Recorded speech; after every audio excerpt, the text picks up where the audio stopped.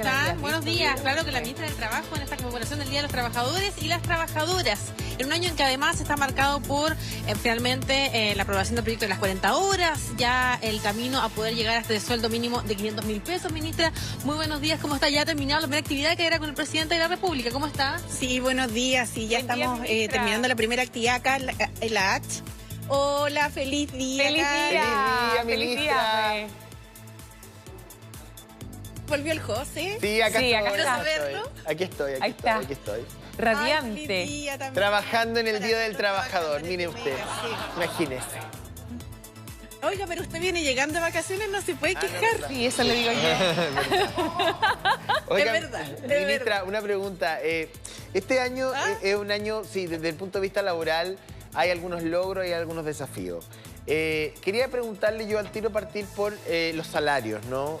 Los salarios en Chile han sido históricamente bajos, viene nuevamente la discusión del salario mínimo, la Central Unitaria está intentando adelantar la promesa del programa de gobierno al año número 2, cuando este promesa era para el año número 4, de 500.000. Y ustedes están en ese margen. ¿Cuál es la posición del gobierno en materia de salario mínimo? Partamos por ahí. Claro, bueno, primero señalar que tenemos un acuerdo ya con la CUT para alcanzar los 500.000 pesos en el año 3, precisamente, ¿ya? Se adelantó ¿Por un qué? año. Porque sabemos que la inflación ha sido alta. Yo creo que, claro, lo mismo que ustedes han estado mostrando de cómo nuestros compatriotas están yendo a Mendoza, ¿cierto?, a comprar cosas, porque aquí los alimentos han subido mucho de precio. Entonces, esto también afecta sobre todo a las familias que tienen menos recursos. Entonces, se va a hacer un esfuerzo para llegar gradualmente en 2 años a los 500.000 pesos y darle un poquito más de tranquilidad a las familias para llegar a fin de mes, José. Ah, interesante lo que usted dice. Entonces, que es noticioso además. Se compromete el gobierno a adelantar un año el salario mínimo de 500.000 pesos.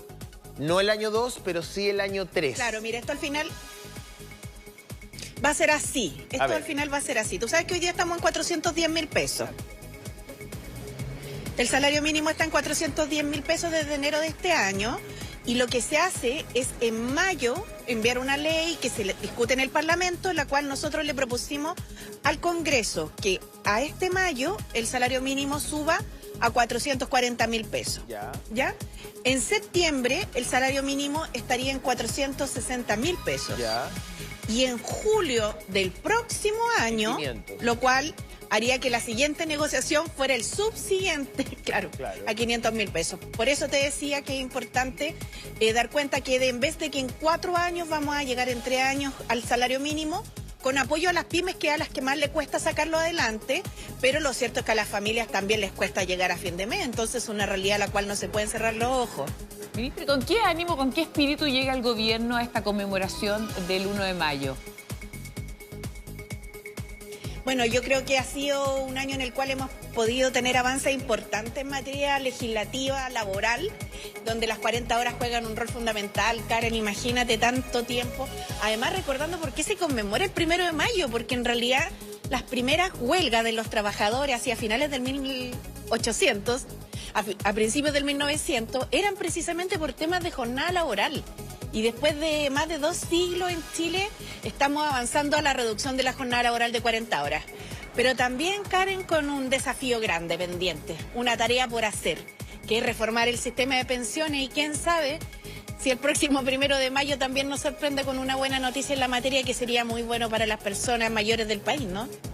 Ahora, vamos al otro lado, digamos, porque el sueldo mínimo no lo paga el gobierno, ni lo paga el Estado, sino que lo pagan los privados. Se habló en algún momento de una fórmula tripartita, pero eso al menos por ahora no va a ser así. ¿De qué manera se va a sostener a la pequeña y mediana empresa que tiene que, por un lado, pagar el sueldo mínimo, como dice usted, de 440 y luego de 500, y además ir encontrando fórmulas para poder hacer frente a las 40 horas? Porque son 2 medidas que benefician mucho a los trabajadores, y está perfecto, pero que tienen un desafío importante para pequeñas y medianas empresas. Sí, Sí, José, es efectivo. Mira, nosotros cuando partimos la negociación de salario mínimo, esto se lleva también a discusión en lo que se llama el Consejo Superior Laboral, donde están los empleadores y los trabajadores, pero en este caso, esa institución la conforman los empleadores de gran tamaño, es decir, la CPC. Claro. Entonces, claro, ahí no hay dificultades porque pagan muy pocos empleadores grandes salario mínimo, claro, a los cuales también los llamamos a reflexionar, pues si son grandes empleadores, grandes empresarios, no pueden estar pagando tan poco, pero en general no es tema. ¿Qué es lo que ha hecho el gobierno? El año pasado, por primera vez, implementó, José, un subsidio que acompañó todos estos meses a las pymes, entregándole 32.000 pesos por cada trabajador mensualmente. ¿Para qué? Para que pudieran también ir absorbiendo el alza en el salario mínimo. Y ahora está en lo mismo, en esta misma negociación, el ministro Nicolás Grau con las pymes.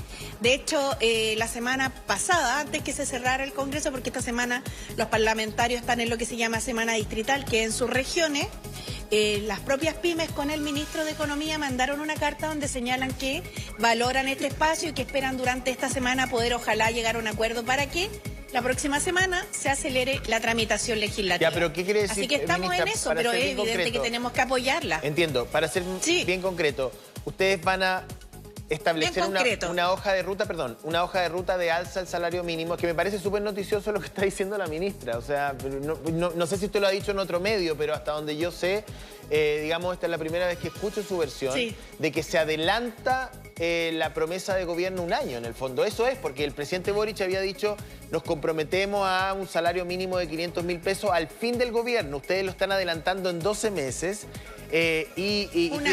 Tienen dos subidas de 40.000 pesos entre medio. O sea, 460 y después... No, son tres. Tres subidas de 40.000 pesos, o sea, para llegar finalmente a los 500. Tres. No, ahora, no. De menos. De menos, pero... Tres de menos, José. A ver, ¿tres de cuánto? Sí. Pero vamos a apoyar a las pymes. Mira, la primera es de 4 días, 4.40. Ya, ahí tenemos... Ahora. Ahí tenemos 30.000. 40. Ya. 30.000. Después a 4.60. Ahí tenemos 20. Y de ahí 40. Claro. Y en julio del próximo año a 500. Ya, perfecto. El punto es el siguiente. Usted dice... Y yo te diría que lo que se adelanta, José, son 10 meses, porque más que un año propiamente tal. Claro, se adelanta 10 meses porque la otra negociación era en mayo del año siguiente. Claro, pero mira, más allá de eso, lo que te quiero señalar es que no es contradictorio subir el salario mínimo con apoyar a las pymes. Por eso lo que estamos negociando con las pymes es un subsidio que los va a ayudar a pagar el alto salario mínimo. Ahí va mi pregunta. Ustedes están junto con esta trazada de alza que me parece que dignifica el trabajo, lo digo honestamente, pero tiene una consecuencia económica para los emprendedores. Entonces, ¿ustedes están pensando en transferencia directa por trabajador, tal como lo hicieron estos últimos meses? Sí, tal como lo ha hecho el último año el gobierno. Sí, así mismo. En eso estamos trabajando, el ministro de Economía en particular, porque es quien se relaciona con las pymes, tiene toda esta semana para, ojalá, llegar a un buen acuerdo y abordar otros temas también, que por ejemplo muchas pymes vivieron también durante la pandemia, se quedaron atrasados en el pago de las cotizaciones, entonces estamos viendo una fórmula que les permita ponerse al día, claro. Entonces hay varias cosas, diría yo, pero en materia de salario mínimo, para ser bien clara, va a haber un subsidio para las pymes, para que las pymes puedan ir después absorbiendo este costo, porque la idea es que esto no sea perpetuo, ¿no? Claro. Pero que se puedan ir acomodando también las pymes. Ahora, porque entendemos que les cuesta, así como también, y ese es el ojo que hay que poner, que le cuesta a las familias también llegar a fin de mes. Les cuesta. Entonces, eso también es algo que tiene que estar súper presente en el debate. Por los dos lados, ministra, por supuesto, porque uno sabe que así como hay empresas que adelantaron lo de las 40 horas, que uno dice qué maravilla, también implica un esfuerzo también muchas veces hacer, ¿no es cierto?, este traspaso y tener a sus trabajadores con mejor sueldo, pero ahí entiendo que hubo dos entidades que se bajaron de las conversaciones, nos contaba el ministro Grau la vez pasada que estuvo aquí conversando con nosotros en el estudio, ¿no? Esas entidades o esos grupos también donde entendemos que puede haber alguna disconformidad con este subsidio también por cada trabajador, ¿se han integrado a las conversaciones? Este miércoles había, ¿no? Bueno, yo creo que han habido, mira, sí, como en toda negociación, Karen, a veces se producen tensiones y eso también yo creo que es parte del proceso. Ahora, del gobierno existe la voluntad de acompañar a las pymes porque sabemos que las pymes son las que generan más empleo en el país. Si el problema que tienen es que si uno mira así como el mercado de bienes y servicios, a las personas que nos ven en la casa. Si uno mira dónde se va a comprar, dónde se va a contratar un servicio, las grandes empresas se llevan casi toda la torta. Entonces las pymes participan poco de ese mercado. Y cuando participan, generalmente participan mandatados por una empresa más grande, que se demora en pagarle.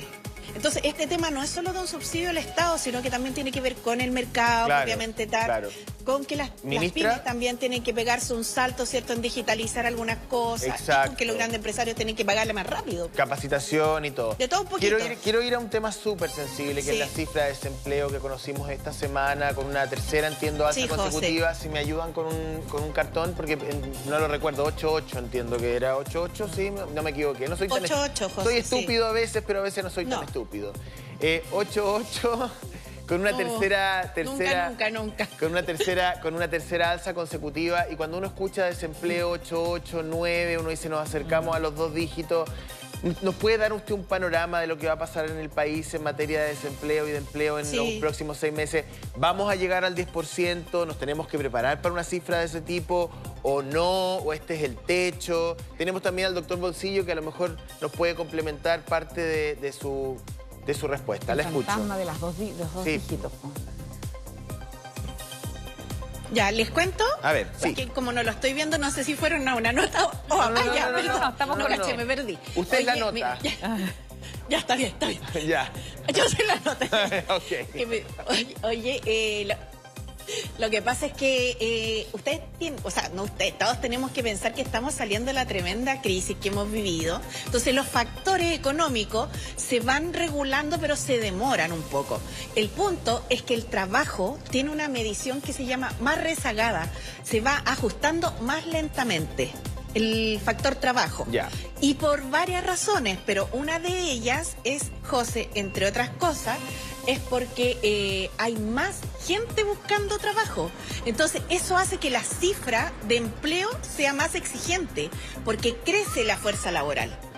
No sé si me explico. No es que se han perdido trabajos. Pero perdón. No es que usted dice, no es que se hayan destruido plazas de trabajo, sino que hay más personas dispuestas a trabajar. No, es que hay varios elementos. Lo primero es que hay mucha más gente en la fuerza de trabajo que antes no había. Y mucha más porque es la gente que volvió de la pandemia, gente nueva también que se incorporó. Las mujeres siguen volviendo.